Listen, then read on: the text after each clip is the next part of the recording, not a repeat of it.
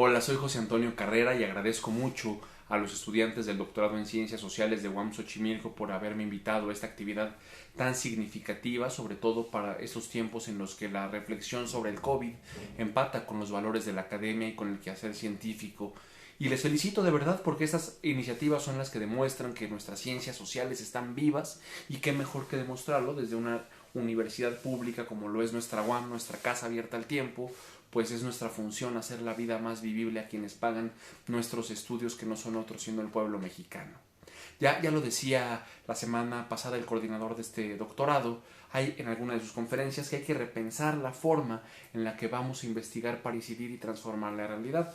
Bueno, pues yo vengo a hablar de algo que puede parecer muy sencillo, muy simple, pero es sumamente importante. Elecciones y COVID y algunas consideraciones que pueden girar en torno al tema, partiendo primero, como dice mi querido amigo Gerardo Ábalos Tenorio en esta maravilla de libro, palabras más, palabras menos, dice que las posiciones favorables a la democracia son tantas como ideologías políticas la sustenten. Lo que quiere decir es, quien dice estar a favor de la democracia, pues dice todo y dice nada. ¿A qué democracia se refieren? ¿A qué forma de democracia se refieren aquellos quienes dicen estar a favor de ella? Bueno, pues Douglas Dumis en este otro libro maravilloso, porque si no presumes tu biblioteca, fracasaste en la posmodernidad intelectual.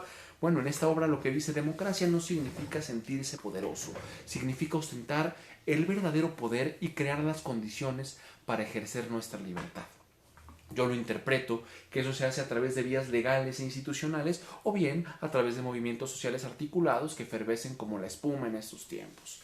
Voy a hablar de las primeras, de elecciones, esas elecciones que desde el liberalismo se instauraron como un mecanismo de control para evitar el abuso del poder absoluto, junto con otros elementos como la división de poderes o las libertades individuales y más recientemente la pluralidad partidista, la pluralidad de medios de comunicación, la libertad de expresión y todo eso que ya sabemos que es el piso mínimo de la democracia.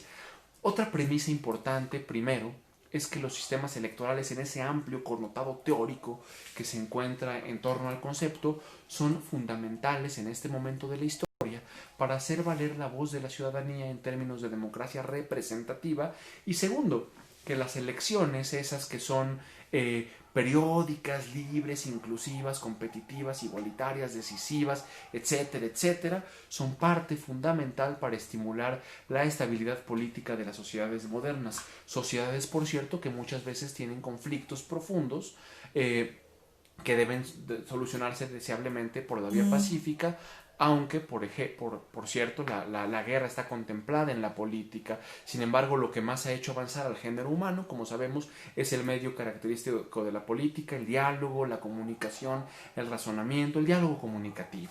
Bueno, una de las mayores características de estos años es que nunca habíamos sido tan democráticos. Según Freedom House, 97 países, de manera parcial o total, han asumido la democracia como modelo pacífico de elección de representantes y rotación del poder. Cerca del 57% de la población vivimos en una democracia y solo el 20% de los países son considerados como no democráticos. Entre los atributos necesarios de todo país que se jacte de serlo es la necesidad de existir mecanismos que generen gobiernos representativos emanados de elecciones libres a las mismas que ya hice referencia hace rato, las cuales son parte fundamental de esa llamada normalidad democrática. ¿Qué es la normalidad democrática? Esa normalidad que llega cuando las reglas formales, producto del acuerdo de los partidos políticos, llegan a la ciudadanía. Esa es la normalidad democrática. Hablamos de normalidad democrática cuando hablamos de estabilidad institucional. Hablamos de normalidad democrática cuando se consolidan las reglas del juego. Hablamos de normalidad democrática cuando los valores cívicos se internalizan en la ciudadanía. Bueno, pues Yuri Beltrán, un estudioso de los sistemas electorales, nos dice algo bien padre. La normalidad democrática no es un punto final de algún proceso automático del desarrollo histórico, sino producto de consideraciones y reflexiones en torno a los retos que nos pone la compleja realidad social. De esta manera, lo único constante después de llegar a una normalidad democrática, después de una reforma que apela a la normalidad democrática, es enfrentar nuevos retos. Y el COVID-19 es uno de esos retos y él ha desentrañado la necesidad de reconsiderar muchas de las actividades cotidianas, cuestionando en última instancia esa normalidad en la que vivimos hace tan solo unos meses. Bueno, pues un virus que por lo regular muere en 24 horas en el ambiente logró evidenciar en este estado ahora de excepcionalidad la fragilidad de nuestras instituciones a nivel mundial, no solo en México, y en el terreno propiamente electoral, bueno, pues la respuesta casi automática fue algo shakespeariano, to be or not to be, celebrar o posponer las elecciones. Y eso se hizo, claro, concienzudamente, pensando por la salud de la ciudadanía, de los votantes, de los funcionarios electorales y de las personas que fungen como funcionarios de casilla. Pero ¿cuáles son los costos reales en términos democráticos de estas acciones? ¿Cuál puede ser el impacto político de aplazar o no aplazar las elecciones? Este año 2020 había planeadas 77 elecciones en escenario de normalidad. El COVID abrió ese dilema, posponer o no posponer. 52 países decidieron sí, vamos a posponerlo, territorios, países, y 25 de ellos han celebrado el cumplimiento de las fechas normales de las elecciones.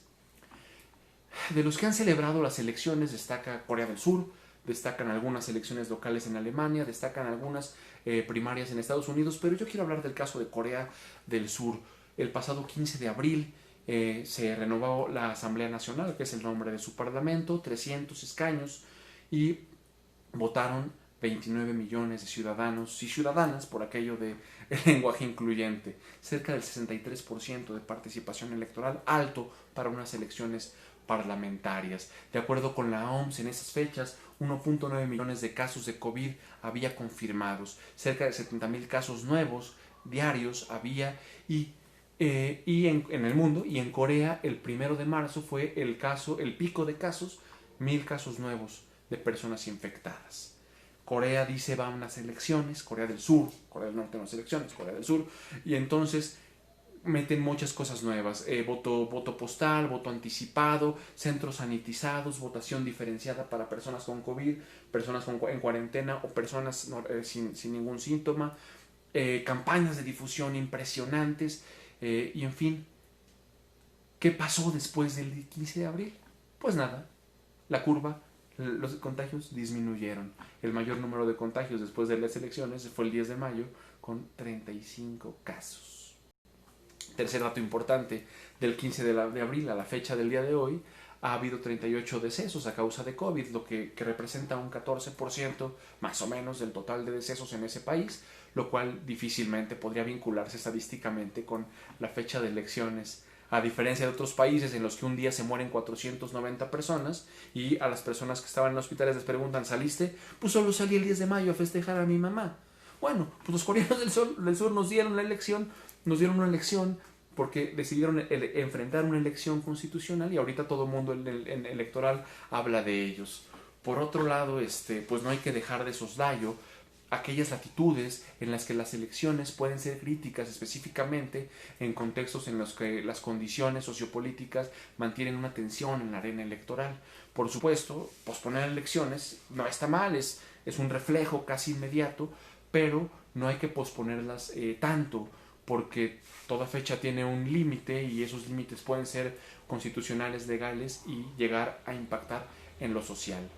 Chile es un caso. Vámonos a octubre de 2019, 24 de octubre, fuimos testigos de un fenómeno que trascendió la opinión pública, la protesta chilena. Chile despertó. 80% de la población salió a las calles, primero por algo que parecía sencillo y hasta cotidiano, subió el transporte público de manera importante y el 6 de octubre salieron estudiantes chilenos a protestar. Al tiempo se potenciaron las demandas y entonces la necesidad de cambiar la perspectiva de subsidiariedad del Estado, porque solo cuando lo asumen cuando los particulares no pueden, la profunda desigualdad económica, el alto costo de la vida en Chile, y entonces la respuesta ciudadana, especialmente de estudiantes, fue vamos a llenar las calles y las plazas. Entonces el gobierno lanzó a los carabineros, en fin, pasaron cosas y después de verse acorralado este gobierno dijo vamos a hacer un referendo constitucional, un plebiscito constitucional. El último había sido en 1989, en el cual se aprobaron algunas disposiciones que venían heredadas de la dictadura de Pinochet. Y bueno, pues ahora se iba a celebrar en marzo, luego en abril y ahora se celebrará el 25 de octubre, un año después de la gran manifestación. Y bueno, pues a mí el caso de Chile me gusta mucho porque es un ejemplo de un proceso en que la ciudadanía se da cuenta, se percata de los niveles de desigualdad que vienen de la mano del maltrato y la discriminación emanado de instituciones que nacieron o que fueron erigidas en tiempos no democráticos, pero que aún así permanecen sus privilegios. IDEA Internacional ya sacó, y algunas otras agencias internacionales sacaron recomendaciones de cómo hacer elecciones en esta época de pandemia. No hay que perder, dicen, la voz ciudadana. Las elecciones son el mecanismo para recabarla, y si se postergan, pues postergas ese derecho. Entonces no hay que hacerlo. Otra recomendación importante, y me encanta, es vencer el oportunismo político. En México hemos visto a los diputados de muchos partidos que dicen: yo voy a donar con mi dinero algunas despensitas, ¿no? Y no está mal ayudar a la gente, pero es un delito electoral, señor diputado, señora diputada. Igual empresas como Coppel o Electra, ¿no?, que piensan que es un tiempo para hacer negocio. Y en ambos casos, un Estado sin la capacidad efectiva de intervenir en esos momentos de excepción, que no tiene niveles de control del acaparamiento, pues bueno, no resulta ser un Estado efectivo. Otra recomendación importante es el efecto de la participación. Mucha gente diría: bueno, vamos a hacer elecciones y que los que puedan voten y los que no puedan no voten. Pues no, hay que buscar los mecanismos exclusivos para votar. En este libro de Yuri Beltrán, lo recomiendo mucho, se habla justamente del voto postal, del voto por internet, del voto anticipado, y ese tipo de cosas son las que tenemos que repensar para hacer elecciones. Por supuesto, tenemos que abrir el debate político, pensar cómo van a ser ahora las campañas, hacer una campaña de información súper masiva en todos los medios, en todas las redes, y bueno, pues y cosas que ya pueden quedar secundarias, como llevar gelecito, llevar la mascarillita, hacer campañas de capacitación electoral online, en fin. En todo caso, al final de esto, lo que yo digo es: hay que fortalecer el Estado de Derecho. Eso que no pudo hacer ni la derecha en su momento, y a la izquierda no parece importarle mucho. Además, hay que estar atentos que todos los poderes de emergencia acumulados en este momento en el Ejecutivo a partir del debilitamiento de algunos controles legislativos o judiciales no sean permanentes. A fines de 2018 salía el Latinobarómetro y nos decía datos abrumadores. Cada vez más la gente dice: me da igual un régimen autoritario que uno democrático. Cada vez más la gente dice: no creo en la democracia. Cada vez más pierden confianza instituciones de la democracia como los institutos electorales, y por supuesto mucho más los gobiernos, y también por supuesto los partidos políticos. Es necesario apelar a un cambio en la conciencia social, repensar la democracia, repensar el gobierno, repensar el Estado desde la academia, como bien lo hacen en el doctorado en Ciencias Sociales de UAM Xochimilco, en la maestría y doctorado en Estudios Sociales de UAM Iztapalapa, y en general en la UAM. Es una oportunidad de verdad para salir fortalecidos, estratégicos, transparentes. Pensemos un Estado que acentúe en salud, acentúe en educación, acentúe en la protección social, y que la política, como dice mi amigo Gerardo Ábalos, sea el medio para recuperar el mundo. Yo quiero cerrar parafraseando a un amigo mío, Gustavo Emerich, profesor de la UAM, que decía: empinado y difícil es el camino de la democracia, que no tiene un punto de arribo prefijado. Es la voluntad ciudadana, que no es una y clara, sino el resultado de complejas y cambiantes sumatorias de intereses y opiniones. Es el camino que los latinoamericanos nos hemos forjado e ido abriendo, a veces a golpe de machete, entre la maleza del atraso y del autoritarismo, pero es nuestro camino, el de nosotros, el pueblo. Buenas tardes.